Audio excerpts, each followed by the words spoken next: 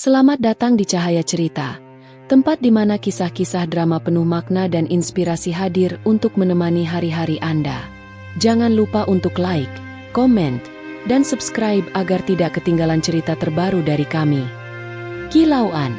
Pagi itu, suasana kantor pusat PT Garuda Teknologi terasa berbeda. Para karyawan berbisik-bisik, membicarakan satu nama yang sejak seminggu terakhir memenuhi papan pengumuman. Raka Adrian, CEO baru yang dikenal sebagai eksekutor keras. Lulusan universitas ternama di luar negeri, ia punya reputasi sebagai pemotong biaya paling efektif. Julukan yang membuat sebagian orang kagum, sebagian lain ketakutan. Begitu tiba di lobi utama, langkah Raka cepat dan tegas.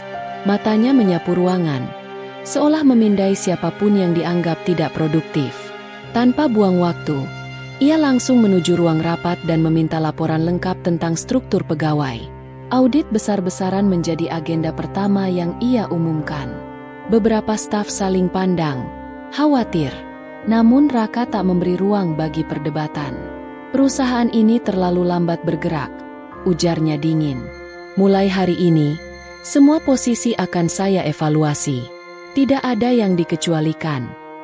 Tak lama setelah itu, ia memanggil seorang pegawai senior, Pak Darman, teknisi paling lama di perusahaan tersebut. Wajah Pak Darman tampak lelah ketika memasuki ruangan. Usianya telah 55 tahun, tubuhnya tidak lagi sekuat dulu, dan hidupnya serba pas-pasan. Namun dedikasinya selama lebih dari 25 tahun tak pernah dipertanyakan. Sayangnya, bagi Raka, angka pengalaman tidak berarti apa-apa. Tanpa basa-basi, Raka menatapnya dari balik kacamata tipis. Pak Darman, katanya datar, perusahaan butuh tenaga yang lebih cepat dan efisien. Dengan berat hati, saya harus menyampaikan bahwa mulai hari ini, Anda saya PHK. Ucapan itu jatuh seperti palu godam. Pak Darman terdiam, menunduk pelan. Tidak ada pembelaan, tidak ada alasan yang ingin ia sampaikan. Mungkin ia tahu, kata-kata tidak akan mengubah keputusan CEO baru yang dingin itu. Dengan langkah berat, ia mengemasi barang-barangnya dalam sebuah kardus kecil.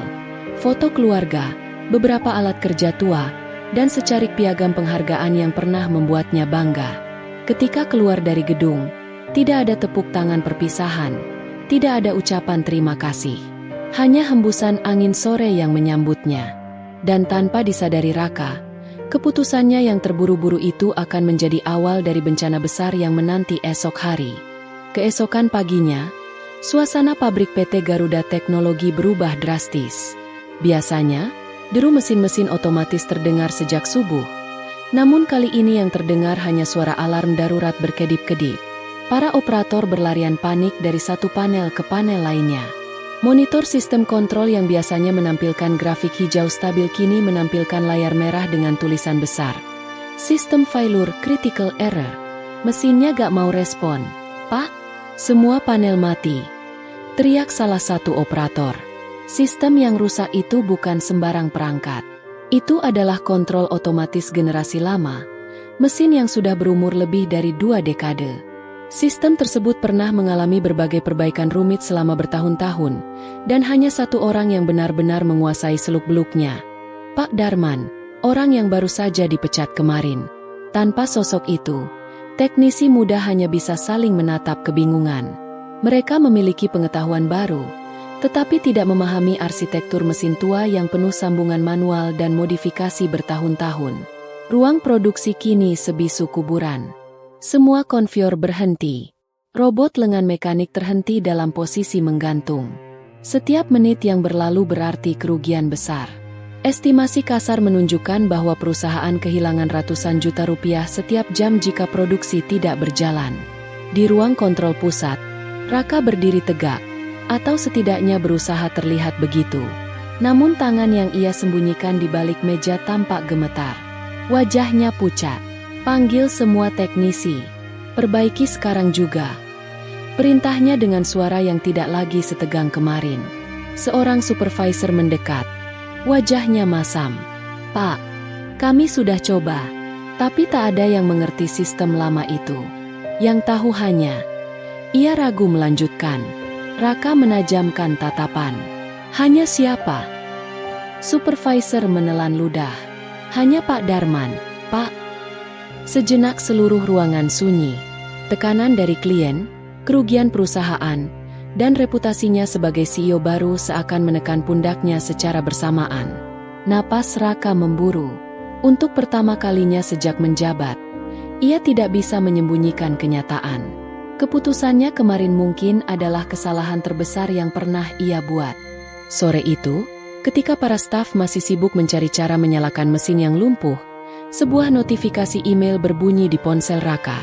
Awalnya ia mengira itu laporan teknisi atau update dari tim IT, tetapi ketika melihat nama pengirimnya, tubuhnya langsung menegang. Nakamura Industries, klien terbesar mereka, perusahaan multinasional Jepang yang selama ini menjadi sumber pendapatan utama PT Garuda Teknologi. Dengan jantung berdegup tak beraturan, Raka membuka email tersebut. Isinya sangat singkat, tetapi cukup untuk membuat seluruh dunia seperti runtuh di hadapannya. Jika produksi tidak kembali berjalan dalam waktu 48 jam, kami terpaksa membatalkan kontrak kerjasama. Kerugian akibat keterlambatan tidak dapat ditoleransi. Raka menelan ludah. Kata, membatalkan kontrak, terasa seperti cambuk panas di punggungnya. Kontrak itu bernilai miliaran rupiah, dan lebih dari itu, menjadi penopang image perusahaan di mata investor. Jika sampai batal, itu bukan hanya kerugian finansial, tetapi juga pukulan telak bagi reputasi Raka sebagai CEO baru. Ia baru duduk di posisi itu sehari, dan nasib perusahaan sudah berada di tepi jurang. Ia memijat pelipisnya, mencoba berpikir jernih, namun rasa panik terus menghantam. Para staf di ruang kontrol mulai berbisik-bisik, melihat wajah pucat sang CEO. Tak lama kemudian, Direktur Operasional, Pak Andri, masuk dengan wajah tegang. Pak Raka, saya sudah cek semua teknisi. Tidak ada yang sanggup. Sistemnya terlalu tua, terlalu banyak modifikasi manual. Raka tidak menjawab. Ia hanya menatap layar komputer yang menampilkan grafik kerugian yang terus naik seperti garis detak jantung orang panik. Pak Andri melangkah lebih dekat. Pak, kita harus hubungi Pak Darman. Hanya beliau yang bisa memperbaiki mesin itu. Kata-kata tersebut menusuk ego Raka. Ia baru saja memecat lelaki itu dengan alasan tidak efisien. Dan sekarang seluruh perusahaan bergantung padanya. Raka ingin menolak. Ingin membuktikan keputusannya benar. Namun realitas terlalu keras. Ia menarik napas panjang. Wajahnya kelihatan jauh lebih tua dari usianya. Keadaan tidak memberi pilihan. Jika ia tetap keras kepala, perusahaan bisa hancur, dan karirnya ikut tenggelam bersamanya. Senja mulai turun ketika Raka akhirnya memutuskan untuk mencari Pak Darman sendiri. Setelah mendapat alamat dari HRD, ia langsung mengendarai mobil pribadinya, sebuah SUV mewah yang tampak kontras dengan jalan-jalan sempit menuju pinggiran kota. Semakin jauh ia masuk ke ganggang kecil, semakin jelas ia menyadari bahwa tempat tinggal Pak Darman jauh dari kata layak. Setelah beberapa belokan, ia menemukan sebuah rumah kecil berdinding papan yang sudah mulai lapuk. Atapnya ditambal seng bekas, dan halaman depannya hanya ditutupi tanah keras tanpa rumput. Di teras mungil rumah itu, terlihat seseorang duduk di atas kursi plastik biru yang warnanya sudah pudar. Itu adalah Pak Darman. Lelaki tua itu sedang berkutat memperbaiki sebuah radio tua, peranti yang mungkin sudah tidak digunakan orang sejak bertahun-tahun lalu. Tangan kerjanya yang keriput bergerak pelan namun terampil. Di sisinya ada kotak kecil berisi obeng dan kabel bekas. Pemandangan itu menyentak Raka. Begitu jauh dari bayangannya tentang seorang pegawai yang telah mengabdikan puluhan tahun hidupnya untuk perusahaan. Setelah memarkir mobil dan melangkah mendekat, Raka mencoba memasang senyum, meski terasa kaku dan dipaksakan. Pak Darman. Suaranya terdengar pelan, hampir seperti bisikan. Perusahaan butuh bantuan Anda. Pak Darman mengangkat wajahnya perlahan. Tatapannya tidak marah, tidak pula sinis, hanya sayu dan lelah. Seolah hidup telah menunjukkan ribuan pelajaran yang tak sempat ia ceritakan. Bantuan saya? Tanyanya lirih. Kemudian tersenyum tipis yang terasa lebih seperti luka. Kemarin Bapak bilang saya tidak berguna. Sekarang bagaimana? Raka terdiam. Kalimat itu menghantam dadanya tanpa ampun. Ia ingin membalas dengan alasan logis, dengan penjelasan manajerial, atau mungkin dengan permintaan maaf. Namun tak satu pun kata keluar dari mulutnya. Dia hanya berdiri kaku, menatap tanah, merasakan berat kesalahan yang baru hari ini ia sadari sepenuhnya. Hening menyelimuti teras kecil itu. Untuk pertama kalinya sejak menjabat sebagai CEO, Raka merasa statusnya tidak berarti apa-apa di hadapan seorang pria tua yang pernah ia remehkan.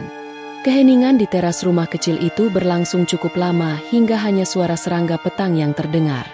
Raka, yang biasanya penuh percaya diri di ruang rapat dan presentasi, kini merasa seperti anak kecil yang tertangkap melakukan kesalahan.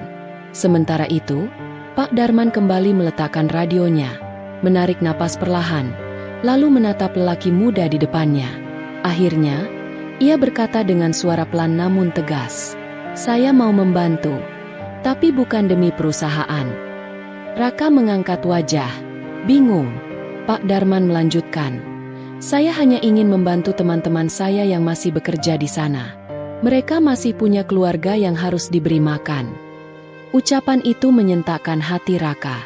Bagaimana mungkin seorang yang diperlakukan begitu tidak adil masih memikirkan orang lain? Rasa bersalahnya semakin menumpuk.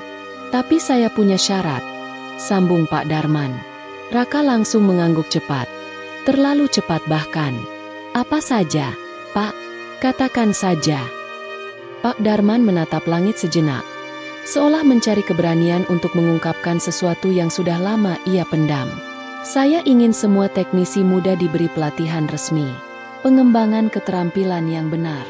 Jangan biarkan mereka bernasib seperti saya, mengandalkan pengalaman, bukan kesempatan. Jangan biarkan mereka bekerja puluhan tahun tanpa ada peningkatan." Kata-kata itu bukan tuntutan pribadi, melainkan keinginan tulus seorang senior yang peduli pada generasi berikutnya. Syarat itu tidak meminta uang, tidak meminta jabatan, tidak meminta ganti rugi. Semuanya untuk orang lain. Raka terdiam, dadanya terasa sesak. Ia menyadari bahwa apa yang diminta Pak Darman adalah sesuatu yang seharusnya sudah dilakukan perusahaan sejak lama. Dan justru lelaki tua yang baru sehari lalu ia pecat, yang mengusulkan perubahan itu. Dengan suara berat namun tulus, Raka menjawab, "Baik, Pak, saya janji, saya akan lakukan itu." Pak Darman menatapnya, lalu tersenyum tipis. Senyum kecil yang mengisyaratkan bahwa ia ingin percaya, meski hatinya sudah banyak terluka. Namun senyum itu cukup bagi Raka untuk merasa bahwa ia mendapat kesempatan kedua. Dan kesempatan itu tidak boleh ia sia-siakan.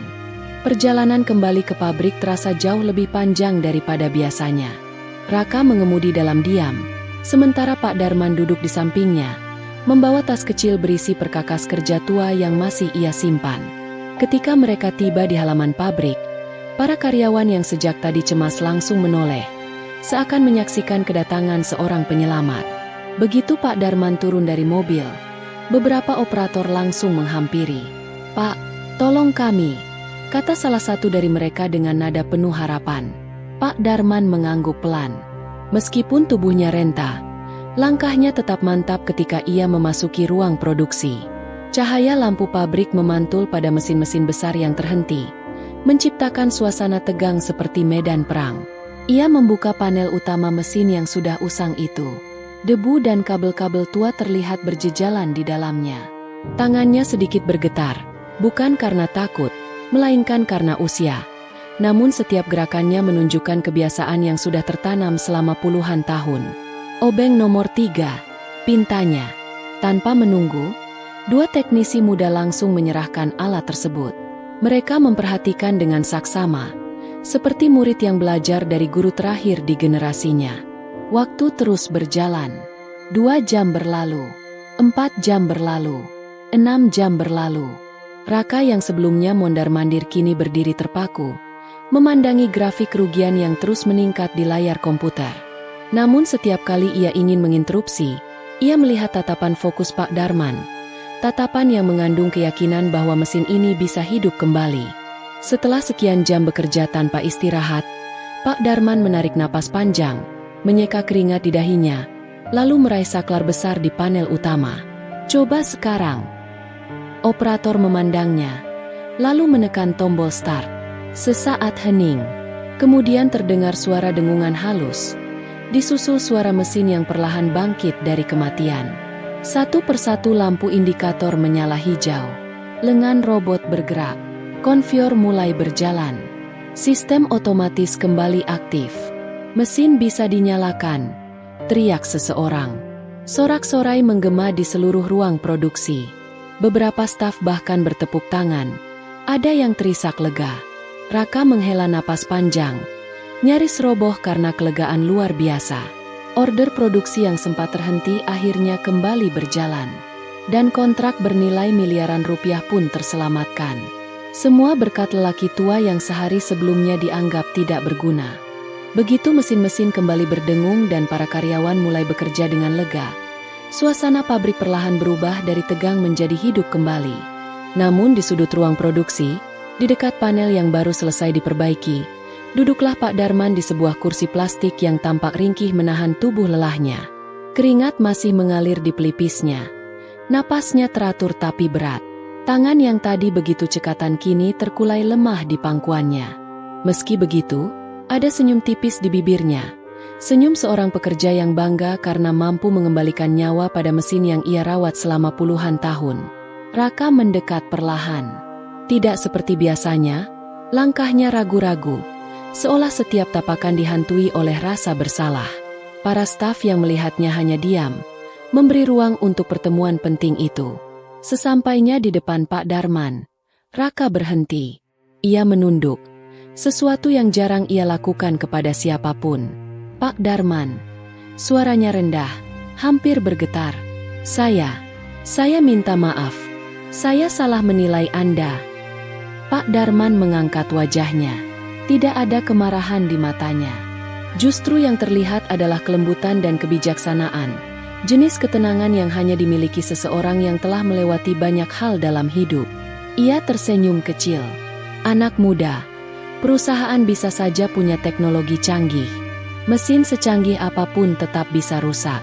Tapi manusia itu yang paling berharga." Kalimat itu sederhana, tapi seperti palu besar yang menghantam hati Raka. Ia terdiam, tidak mampu membalas. Selama ini ia terlalu fokus pada angka, efisiensi, dan reputasi, hingga lupa bahwa perusahaan berdiri bukan hanya dari mesin dan laporan, melainkan dari manusia yang bekerja di dalamnya. Raka menghela napas panjang. Untuk pertama kalinya sejak menjadi CEO, ia merasa kecil. Bukan karena tidak berdaya, tetapi karena menyadari betapa sombong dan terburu-burunya ia mengambil keputusan. "Terima kasih, Pak," ucapnya lirih. "Bukan hanya karena mesin ini, tapi karena pelajaran yang Bapak berikan." Pak Darman menepuk bahunya lembut. "Tidak apa, Nak. Yang penting, sekarang kamu tahu." Dan bagi Raka, itulah momen ketika dirinya berhenti menjadi sekadar pimpinan muda yang ambisius, dan mulai tumbuh menjadi pemimpin yang sebenarnya. Seminggu setelah insiden besar yang hampir mengguncang fondasi perusahaan, suasana di PT Garuda Teknologi terasa berbeda. Bukan hanya karena mesin-mesin kembali bekerja dengan stabil, tetapi karena ada harapan baru yang mulai tumbuh di hati para karyawan. Mereka mendengar kabar bahwa CEO baru akan mengumumkan kebijakan penting setelah evaluasi menyeluruh. Pada pagi itu, seluruh staf dikumpulkan di aula perusahaan. Biasanya, pertemuan besar seperti ini menimbulkan ketegangan dan kecemasan, apalagi setelah kejadian kemarin. Namun hari itu, ada rasa penasaran, bahkan sedikit optimisme. Raka berdiri di podium. Tak ada senyum formal atau gaya angkuh seperti saat hari pertamanya menjadi CEO. Wajahnya tampak lebih lembut, lebih manusiawi. Ia menatap para karyawan satu persatu sebelum mulai berbicara. "Selama beberapa hari terakhir," katanya, "saya belajar banyak hal. Bukan tentang mesin, bukan tentang produksi, tapi tentang manusia." Suara aula langsung hening. Semua memperhatikan. "Mulai minggu ini," lanjutnya, "perusahaan akan melakukan perubahan besar." Ia lalu memaparkan kebijakan baru yang membuat banyak orang terkejut. Pertama, Program pelatihan teknisi besar-besaran. Semua teknisi muda akan mendapatkan pelatihan resmi dan sertifikasi agar kemampuan mereka berkembang sesuai standar industri. Kedua, kenaikan upah untuk pekerja lapangan, bukan sebagai hadiah, tetapi sebagai pengakuan atas peran penting mereka. Ketiga, penghargaan khusus untuk pegawai berpengalaman, terutama mereka yang telah mengabdi puluhan tahun dan menjadi tulang punggung perusahaan. Dan yang terakhir, keempat, pengembalian posisi Pak Darman sebagai konsultan senior teknik dengan hak penuh, fasilitas lengkap, dan gaji lebih tinggi dari jabatannya sebelumnya. Saat pengumuman itu dibacakan, seluruh aula meledak dengan tepuk tangan meriah. Banyak yang melihat ke arah barisan belakang, tempat Pak Darman berdiri dengan tubuh sederhana dan senyuman hangat yang sulit disembunyikan. Bahkan beberapa karyawan menitikan air mata, merasa keadilan akhirnya berpihak pada orang yang pantas. Raka menatap kerumunan, lalu pandangannya berhenti tepat pada Pak Darman. Lelaki tua itu tersenyum bangga, bukan karena jabatan, tapi karena melihat perubahan yang selama ini ia harapkan. Pada hari itu, bukan hanya perusahaan yang selamat, Raka pun berubah. Ia menjadi pemimpin yang mengerti bahwa manusia lebih berharga daripada laporan keuangan. Dan semua perubahan itu berawal dari seorang pegawai miskin yang dulu dianggap tidak penting, tetapi ternyata menjadi nyawa perusahaan.